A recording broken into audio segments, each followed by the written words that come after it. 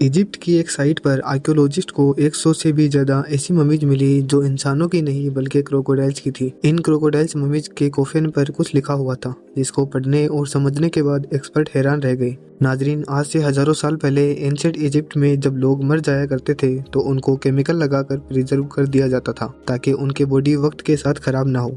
Preserve करने के बाद मम्मी को उसके लेवल के हिसाब से डेकोरेट भी किया जाता था और फिर उसको उसकी टूम के अंदर दफन कर दिया जाता था। वैसे तो इजिप्ट से आर्कियोलॉजिस्ट को कई ममीज मिल चुकी है, लेकिन आज जिन 5 ममीज के बारे में आप जानेंगे ये वो ममीज थी जिनको जब पहली बार देखा गया तो एक्सपर्ट और आर्कियोलॉजिस्ट के लिए यकीन करना बहुत मुश्किल था। आइए शुरू करते हैं। लेडी राय एंशिएंट इजिप्ट की सबसे पुरानी ममीज में से एक हैं। आज से करीब 140 साल पहले इजिप्ट के थीबन टॉम के एरिया से ये मम्मी मिली थी जिसने आर्कियोलॉजिस्ट को हैरत में डाल दिया। तहकीक से मालूम पड़ा 3550 साल पहले लेडी राय करीब 35 साल की उम्र में मरी थी और इसकी कब्र से ऐसा मालूम होता है कि ये किसी एंशिएंट क्वीन की नर्स हुआ करती थी। लेडी राय की मम्मी की खास बात यह थी कि हजारों साल गुजरने के बावजूद इसके बाल अच्छी तरह प्रिजर्व थे। इसके बालों के चंद हिस्से तो ऐसे थे जिनको देखकर ऐसा लगता था ये सिर्फ चंद महीनों पहले ही निकले हों। उस दौर में जिस हेयर स्टाइल के साथ लेडी राय प्रिजर्व की गई वो हेयर स्टाइल आज भी ऐसे का ऐसे ही सजा हुआ है। रेमसेस दी सेकेंड एंशिएंट इजिप्ट का सबसे मशहूर लीडर था।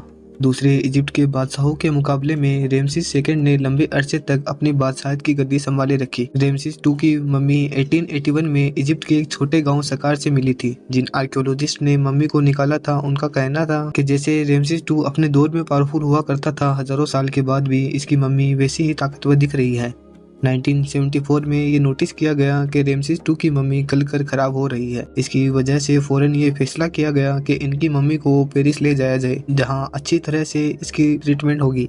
टूटनखामुन की मम्मी ने पूरी दुनिया के आर्कियोलॉजिस्ट को हैरान करके रख दिया था। टूटनखामुन की मम्मी जिस कमरे में बंद थी वो जमीन के 20 फुट नीचे से मिला। टूटनखामुन एंशिएंट इजिप्ट का सबसे छोटा किंग था जिसको सिर्फ 9 साल की उम्र में ही बेशुमार पावर मिल गई थी। इसकी मम्मी 1992 में किंग्स वैली के एक टूम से मिली थी जहां मम्मी के साथ साथ बेशुमार खजाना भी दफन था। इसी वजह से ही टूटनखामुन की मम्मी ने पूरी दुनिया को हैरत में डाल रखा था। इजिप्ट की एक एंशिएंट सिटी उम्मुल बरीजत में आर्कियोलॉजिस्ट की एक टीम काम कर रही थी।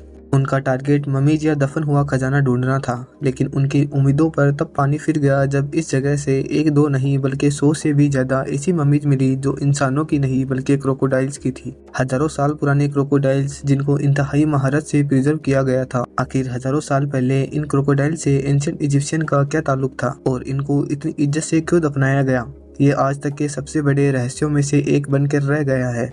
लेकिन कुछ रिसर्च का मानना है कि एंशिएंट इजिप्शियन क्रोकोडाइल्स को खुदा मानते थे क्योंकि उनके लिए क्रोकोडाइल्स ताकत का सिंबल हुआ करता था।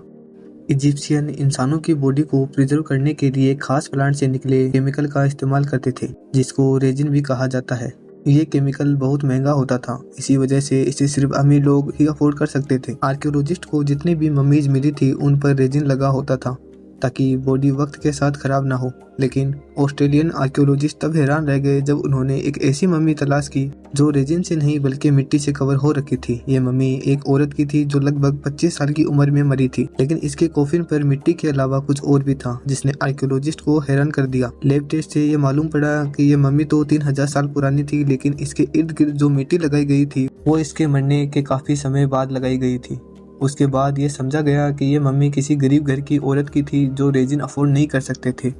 इसी वजह से इसको मिट्टी से प्रिजर्व किया गया। लेकिन इसके मरने के काफ़ी सालों बाद इस पर मिट्टी क्यों लगाई गई, ये अभी तक आर्कियोलॉजिस्ट के लिए एक सवाल बना हुआ है। आज के लिए बस इतना ही। उम्मीद करता हूँ आपको वीडियो अच्छा लगा होगा। अगर वीडियो अच्छा लगे तो चैनल को सब्सक्राइब करना ना भूलें।